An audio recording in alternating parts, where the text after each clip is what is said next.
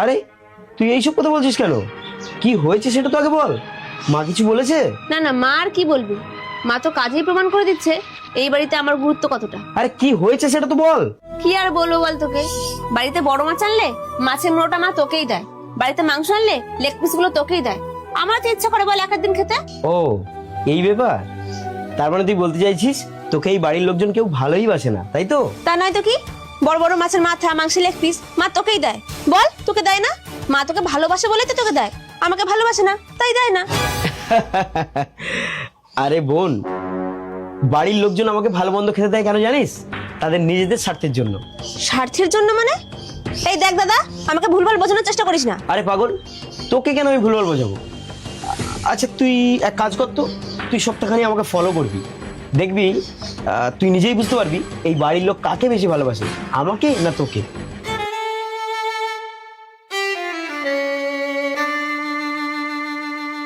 আরে দাদা আমায় এসব কি বলে গেল? আচ্ছা ঠিক আছে, দেখাই যাক না পরে কি হয়।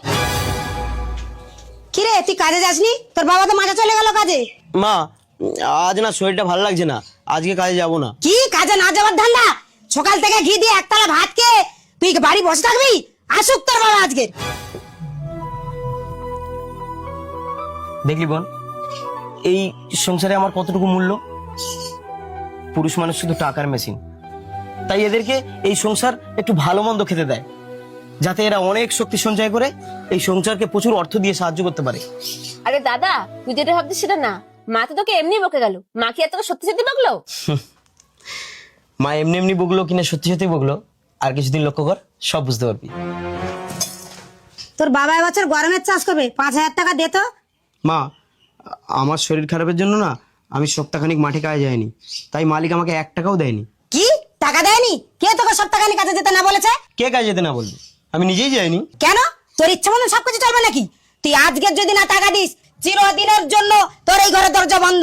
মা আমি যেমন তোমার ছেলে তেমনি ও তো তোমার মেয়ে, তাহলে ওকে কেন টাকা চাও না? সবসময় কেন আমাকে টাকার জন্য ছেড়ে খাও? কি তুই মেয়েকে কাজের কথা বলিস? তোর সাহস তো কম না? আসুক তোর বাবা বাড়ি, তোর আজকে রাতে ব্যবস্থা করবো।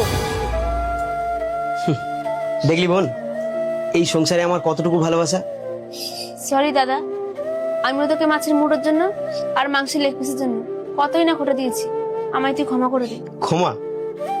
জানিস এই পুরুষ মানুষ কাউকে কোনো দিন অপরাধী করে না, এই পুরুষগুলো হলো এক একটা অসহায় অপরাধী।